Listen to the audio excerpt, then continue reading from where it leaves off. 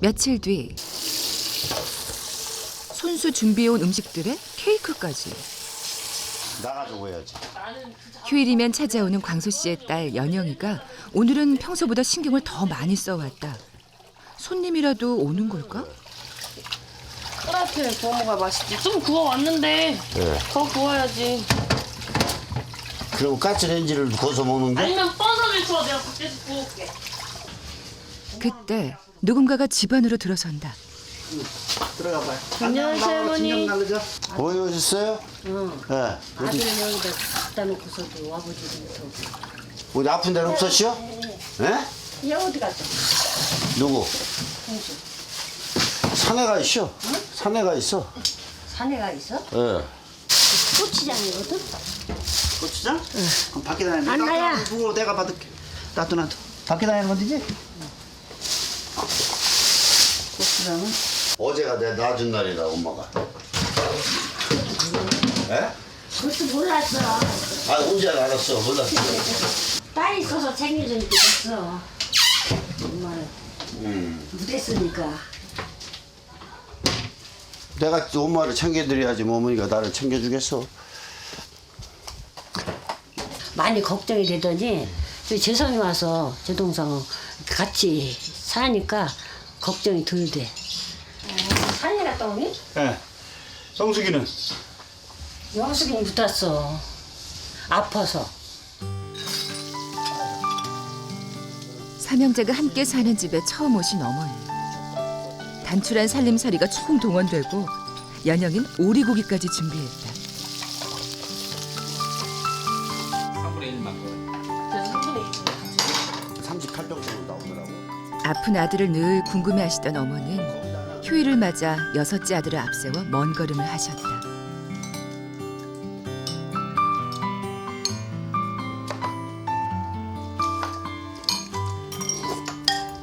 미역국 맛있네. 그전에도 그 천안 있을 때 아침 생일날에 나서 미역국 끓여주고 가더라고. 돈은 안 줘도. 야, 아빠 생일보다 내가 조금 빠르거든? 아니 근데 했는데 들었는데 할라 했는데 삼촌이 없었어. 내년에 삼촌 생일날 한우로. 서운하게 생각하지 마요. 내가 먼저 그러네. 했는데 뭐. 가만히 나 그 생각 대산 않고 살았는데 그런 생각을 전혀 안 했는데 평생이 취미네 생일날 밥 먹기는. 그러게. 그 내 덕에 지금 데뷔도 나오고 지금 이거 당한 거 지금. 그리고 섞었어 진짜. 삼촌도 로강해 우리 아빠가. 그거 쳐도 소용없어요. 그거 있으면. 그런데 뚫고 들어와요. 하루 늦은 광수 씨의 생일 케이크. 그런데 어머니께서 슬그머니 자리를 비우신다. 생일 축하합니다. 칠남을 두었어도 지금껏 생일상 한 번을 차려줄 수 없었던 어머니.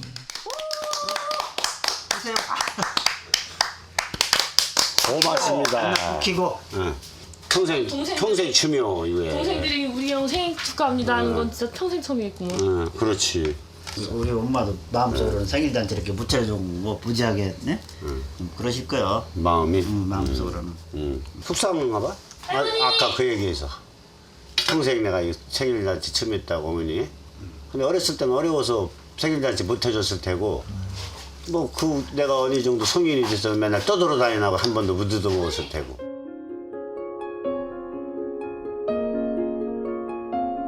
아버지가 돌아가시고 어머니 홀로 어린 칠남매를 키우는 건 쉽지 않았다. 철이 들기도 전에 일하러 집을 떠나야 했던 형제들. 그 모질고 힘든 세월을 견디고 가족은 다시 모였다. 칠남매를 낳아놓고 일찍 아빠가 돌아가셨으니까 애들을 제대로 엄마 혼자 응? 감당을 못하는 거야. 너무 힘들어가지고 어찌 하면은 굶어 굶기질 않을까. 어찌 하면 밤바다에 뜨뜨득 해서 나무로 해서 밤 뜨뜨득 재울까. 그런 거에 신경 쓰고 그랬지. 간을 가장 역할을 했죠. 실질적으로 집안의 생계를 책임지고 살았죠. 셋째 형이. 그 중학교 들어봤으니까 몇 살이에요? 15, 16살? 그 나이 때부터 집안의 생계를 책임져서 살아온 거고. 돌아가신 아버지와 두 형을 대신해 동수 씨는 택시 운전을 하면서 동생들 뒷바라지를 했다.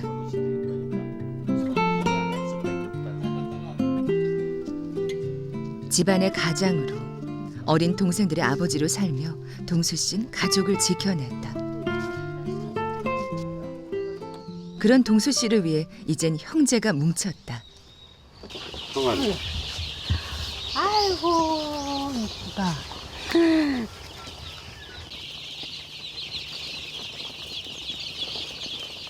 양계장 냄새 난다 여기서는.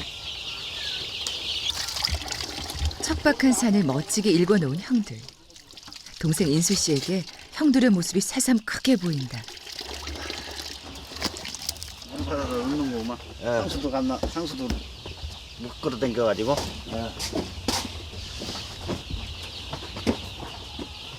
어디 가서 둘째?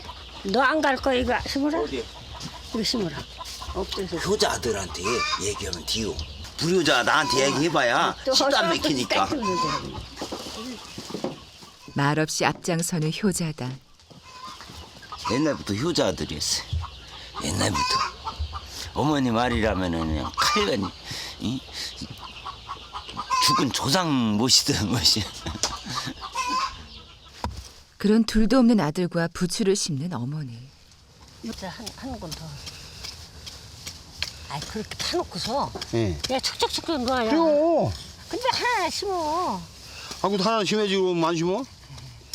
아프기 전까지 7년을 함께 산 아들. 어머니에겐 그만큼 허물없는 아들이다. 옛날에 밭 500평 있었어. 500평. 근데 배추를 심는데 사람 살 수도 없고 돈도 없고. 하여튼 얘 고생 엄청 했어요. 소마냥 안 한다 소리도 않고. 나일 다는다니까 거짓말이잖아. 만만한 게 얘였어. 그때처럼 서로의 힘이 돼주길 바라는 모자다.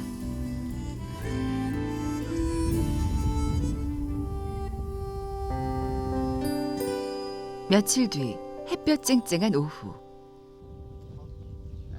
오늘만 기다렸던 삼형제다. 떼버리려고 하다가 뒤로 밀려요. 20년 경력의 택시기사 동수 씨가 운전석에 앉고 형제가 지원군이 됐다. 가뿐하게 언덕길을 오르는 트럭.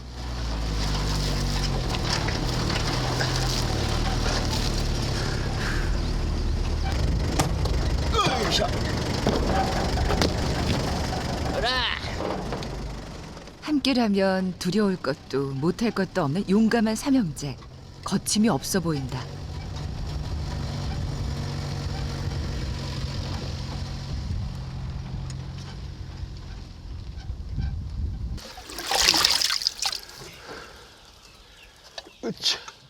진흙길이 말라서 다행히 물트럭은 올라올 수 있었지만 고구마 밭은 말 그대로 말라 죽기 일보 직전. 물도 없는 밭에 고구마를 심을 때 하늘에 비만 바라며 지은 건 아니다.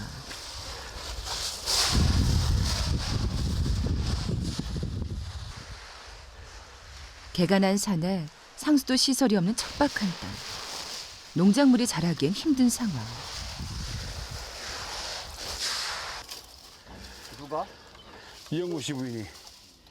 하지만 하나라도 잘 자라만 준다면 형제는 다시 이 산에 무언가를 심고 물을 줄 것이다.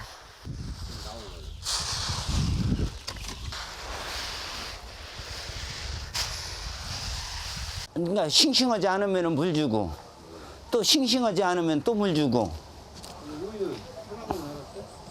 오이 완전 실패작이지 뭐. 아니 이게 몇 송이 심은 9개. 9개 중에서 1개 자랐으면 완전 실패지.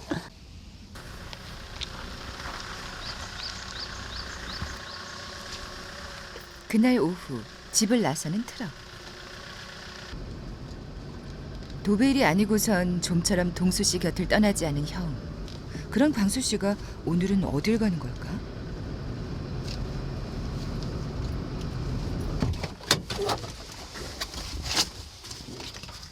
그동안 오가는 길에 눈여겨봤던 것들, 쓸만한 것들을 찾는 광수 씨다.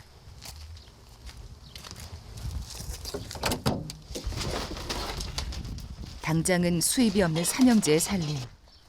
버려진 가구들도 꽤 쓸만한 목재가 된다.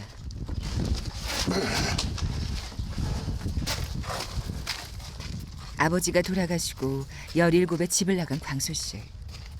40년의 시간이 흘러 다시 동생들과 살게 된 형.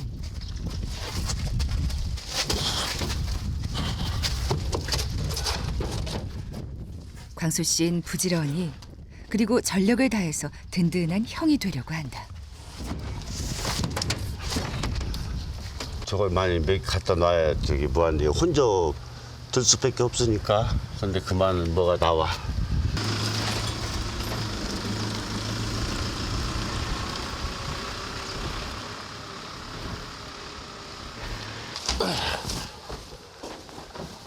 광수 씨 쓸만한 것을 주워왔다.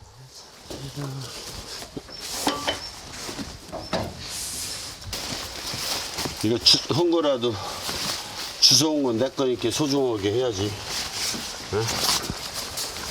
주워왔어도 이제는 내 거니까 내가 잘 비 맞으면 썩으니까 이렇게 놔야겠네. 어느덧 계절은 여름이 되고 함께 산 지도 2달째. 삼형제 그동안 가슴속에 묵혀둔 이야기를 나눈다. 내가 이제 여기 와서 예. 선수랑 이렇게 동생하고 생활을 하다 보니까 예. 꼭 필요한 것도 해도 뭐라 이슈라는 말부터 하더만. 지금 한 거잖아. 지금도 그런 면이 많이 있어요. 그잘 몰랐을 때는 마음이 좀 그렇더라고요. 근데 지금은 안 그래. 지금은 아, 저 사람 스타일이 그렇구나. 그걸 알게 됐어. 내가 그렇게 신경 쓰니까 부담이 가? 아니요. 스트레스 받아? 아니요. 나는 그 정도는 아니고 예. 내가 미안함 때문에 그러는 거지. 예를 들어가지고 나같은 암에 걸린 사람의 절반 정도가 16개월에서 24개월 살더라고. 죽음에 대해서는 이미 다 각오를 했지만은 몸에 이상이 아무도 없으니까 아직까지는 뭐 죽음에 대해서 뭐 공포감 느끼고 그런 건 아니니까 생각도 않고. 생각도 않고. 근데 좋은 생각이라고. 형이 너무 예민하게 하니까 그에 대해서 사실 부담 가지. 근데 왜 저렇게 하실까? 그냥 편케 응? 생각하면 될 텐데. 동생이 그런 병이 왔다는 게 나는 참 마음이 아파, 사실. 그 마음 아픈 거로 만족해야지. 그게 내 탓이라고 생각하고서 하니까. 내가? 예. 괜히 나 때문에 엄청 사람 죽게 생겼구나. 내가 동생이 아프면서 아버지 생각을 하게 됐어. 지독하면 살다가 고생만 하고 그랬던 것 같아. 그래서 동생도 참 고생이 많이 했구나. 왜 저런 사람한테 그런 게 올까. 그래서 그때부터 마음이 아프더라고. 차라리 내가 왔으면 좋겠다는 생각도 많이 했어. 그날 밤 좀처럼 잠들지 못하는 광수 씨. 끝까지 해보고 싶어. 마지막까지 뭘. 그것도 끈아풀이라고 하지. 그걸 놓고 싶지가 않아. 끝까지 저 사람한테 끝까지 할 거야.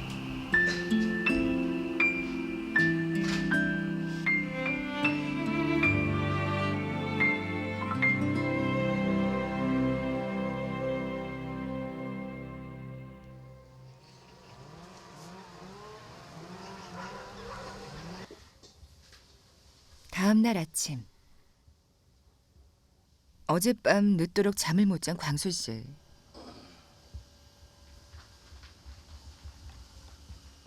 동수 씨도 평소보다 잠자리에 누운 시간이 길다. 편안하게 주무셨습니까? 예. 어떻게 뭔 컨디션은? 그냥 그래요. 그냥 그래요. 병아리를 보고 온 현수 씨는 컨디션이 별로란 형의 말에 잠자리부터 살펴본다. 오늘 밤새 지내고 꿨어. 나이가 60대 접는 거 아니요? 근데 지내가지고 또 밤새 그랬단 말이야? 그냥 물렸다. 예? 아무 생각 없이. 그럼 한 게 없어. 근데 만에서 나타나고 나를 부를 것이다라고 생각하면은 소름이 돋는 거지.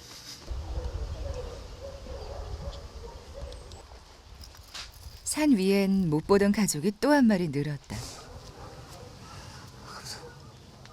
버려진 물건들도 산 위에선 요긴하게 쓰인다. 나 닮은 사람이 버린 것 같아. 나도 이게 잘 버리는데 쓸만하긴 한 건데. 부지런히 움직여 필요한 건 구하고 웬만한 건 직접 만들어 쓰게 된 광수 씨다. 짜지 짜겠네. 그렇다 보니 마땅한 재료가 생길 때마다 조금씩 만들었던 또리네 집. 오늘에서야 또리네 집 지붕을 얹게 된 것이다.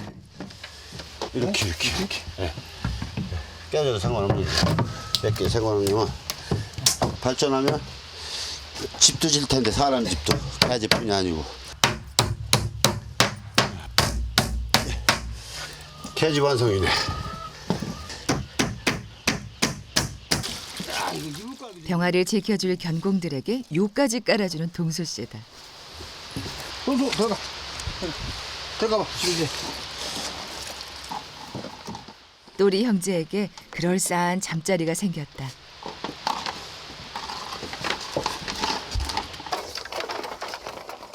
잠시 뒤 기다란 대나무 하나를 고른 광수 씨. 아니 그런데 이게 과연 미끄러워가지고 이게 닭이 잘 나나 모르겠네. 두꺼운 거 중성 생각이지? 그러니까 얇은 놈으로 돼야지. 왜 두꺼운 놈으로 되냐 이거죠. 그거는 넓으면 덜 미끄러질 거 아니냐. 예? 발톱으로 걸을 게 있어야죠. 발톱으로. 걸을 게 없다. 그렇죠. 걸을 게 있어. 너무 두꺼우면은. 병아리가 잠잘 횃대를 만드는 광수 씨. 그런데 횃대를 어떤 나무로 할 것인지를 두고 의견이 모두 다른 것이다. 이거 있잖아, 현수야. 요거 세 중에 세 개를 넣어가지고, 예? 예? 넣어가지고 여기에 안 넣는 있으면 요놈으로 하고, 여기에 많이 앉으면 여기에 하고, 이게 많이 앉으면 여기다 하자고 해? 어떠냐 생각이. 그렇게 제일로 많이 이거는 내 거 할게요. 내 거. 나 이거. 동생은 이거죠 대나무. 예. 어제서부터 대나무 계속 우겼으니까. 그러니까 한번 시험을 한번 해보자고. 뭐 내기? 예? 뭐 내기? 내기? 근데 이거 공평해야 되는데 일단 형 놓고 싶은 자리다 놔요. 먼저 광수 씨가 참나무를 놓고 무슨 일인가 하겠다. 내 거는 내가 넣어야지. 아니 진짜 쪼르르 넣어봐. 세 개를.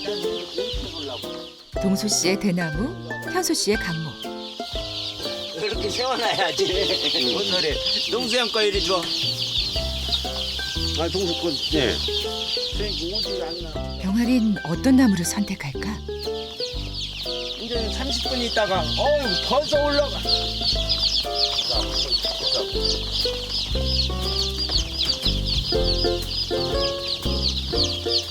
대나무 앉아있는 건 편한데 대나무에서 움직일 때 미끄럽네. 아니 좀 앉아서 보자고 가만히 해서 이게 닭이 병아리 사뭇 진지한 삼형제다. 아 저거 봐 미끄러지네. 대나무는. 그냥 우리 앉아있잖아. 잘 때는 관계 없다는 얘기지. 자다 보면 꾹뻑꾹뻑 미끄러진다고. 갖고목에는 한 마리밖에 없네. 쫙 끄트머리에. 이 대나무는 아예 하나도 없고 저 미끄러져 갖고 안 되잖아. 대나무에는 아예 올라가지고. 미끄러운 대나무, 강목 대신 나뭇결이 있는 참나무에 앉은 병아리들이다. 그게 저걸로 하자고 저거에. 예? 예. 예? 예, 저걸로 해야 될 것 같아 아무리 생각해도. 많이 앉긴 앉네. 예? 그쪽이 많이 앉는다고 참나무가. 결국 횃대는 참나무로 낙점됐다. 형제는 병아리가 크면 밖에서 풀어 키울 계획이다. 잠도 좁은 닭장이 아닌 참나무 횃대에서 자게끔 아예 병아리 때부터 길을 들이려는 것이다. 당장 큰 수입은 되지 않겠지만 정성 들여 키운 토종 병아리는 초보 농사꾼 삼형제의 희망이다.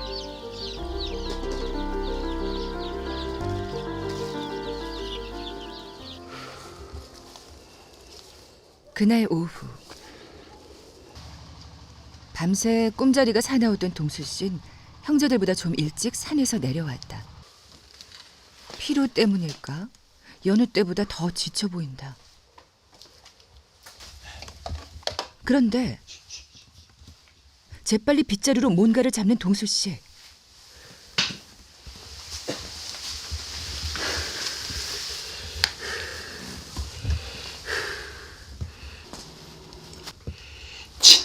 치네. 꿈틀거리는 까만 몸, 위협적인 빨간 다리. 꿈자를 괴롭히던 바로 그 진해다.